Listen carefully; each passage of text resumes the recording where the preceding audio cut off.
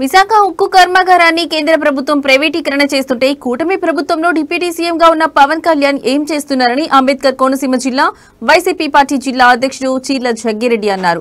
అమలాపురంలో మాజీ శాసనసభ్యుడు వైసీపీ నేత దివంగత కుడిపూడి చిట్టబ్బాయి 77వ జయంతి వేడుకల్లో పాల్గొన్న ఆయన ముందుగా గడియార స్తంభం వద్ద గల చిట్టబ్బాయి విగ్రహం వద్ద పూలమాలలు వేసి నివాళులర్పించారు. తదుపరి చిట్టబ్బాయి స్వగృహం వద్ద ఏర్పాటు చేసిన మీడియా సమావేశంలో ఆయన మాట్లాడుతూ దివంగత నేత చిట్టబ్బాయి ఆశయాలను యువత స్ఫూర్తిగా తీసుకోవాలని అన్నారు. శెట్టి బలిజాలను ఓసీలుగా పరిగణిస్తున్నట్లు చెప్పిన విషయంపై ప్రభుత్వం స్పష్టత ఇవ్వాలని, ఈ విషయంపై ఇప్పటికే ప్రభుత్వానికి మెమరాండం సమర్పించినప్పటికీ ఎటువంటి స్పందన లేదని పేర్కొన్నారు. కోనసీమ ప్రాంతం నుండి ప్రాతినిధ్యం వహిస్తున్న మంత్రి సుభాష్ ఈ విషయం గురించి ఏం చేస్తున్నారో తెలియని పరిస్థితి ఉందన్నారు. ఈ కార్యక్రమంలో ఎమ్మెల్సీలు కూడిపూడి నారాయణ, బొమ్మి ఇజ్రాయెల్, అమలాపురం కోఆర్డినేటర్ పినిపై శ్రీకాంత్, అధిక సంఖ్యలో పార్టీ శ్రేణులు పాల్గొన్నారు.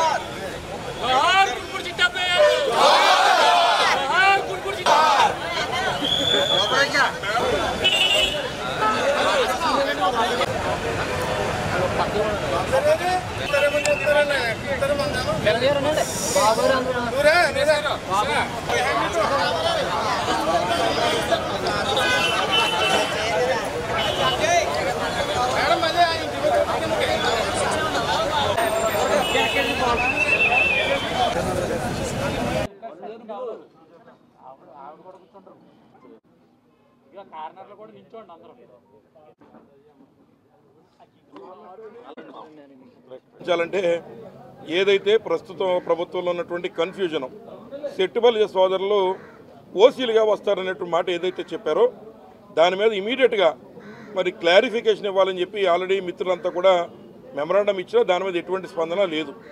మరి ఈ ప్రాంతం నుంచే మంత్రి గారు ఉన్నారు, వారు ఏం చేస్తున్నారో తెలీదు.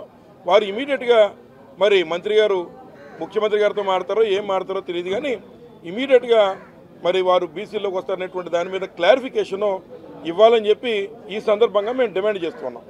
అలాగే ఇక రెండోది, ఏదైతే ప్రస్తుతం ఉన్న తెలుగుదేశం పార్టీ నాయకులు సంబరాలు చేస్తూ ఉన్నారు, అంటే వాళ్ళ సంపద పెరిగిందే తప్ప ఈ రాష్ట్రంలో వేరే ఎవరి సంపద పెరగల, కానీ ఏదో స్త్రీ శక్తి అనో ఇట్లాంటి కార్యక్రమాలు చేస్తున్నారు.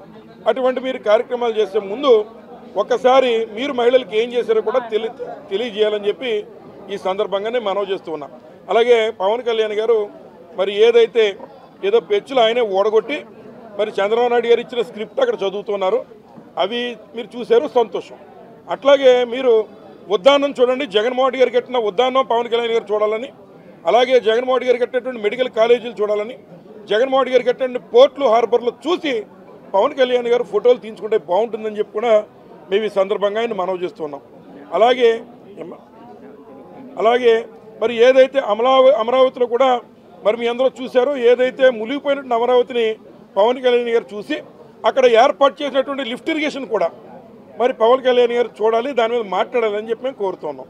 మరి వీటితోనే సరిపెట్టకుండా ఆంధ్రుల హక్కు అనేటువంటి విశాఖ ఉక్కు, మరి దాని మీద మీరు గతంలో స్పందించారు, మరి మంత్రులు ఎమ్మెల్యేలు మీరు ఎందుకు మాట్లాడలేకపోతున్నారని మరి ఇవాళ అడుగుతున్నాం పవన్ కళ్యాణ్ గారిని, మీరెందుకు మాట్లాడలేకపోతున్నారు? మీ మిత్రులైనటువంటి మోడీ గారు, అమిత్ షా గారు మరి టెండర్లు 42 విభాగాలే పిలిచేసి అందులో ఉన్నటువంటి ఉద్యోగస్తులను కూడా తొలగించేసే కార్యక్రమం చేస్తూ ఉంటే మీరు మరి ఏం చేస్తున్నారని చెప్పి మేము అడుగుతున్నాం. మరి దీని మీద మీరు ఎప్పుడు స్పందిస్తారు? పవన్ కళ్యాణ్ గారు చంద్రబాబు నాయుడు గారు స్క్రిప్ట్ ఇస్తే కానీ మీరు స్పందించడానికి కూడా ఈ సందర్భంగా మేము వారిని అడుగుతున్నాం.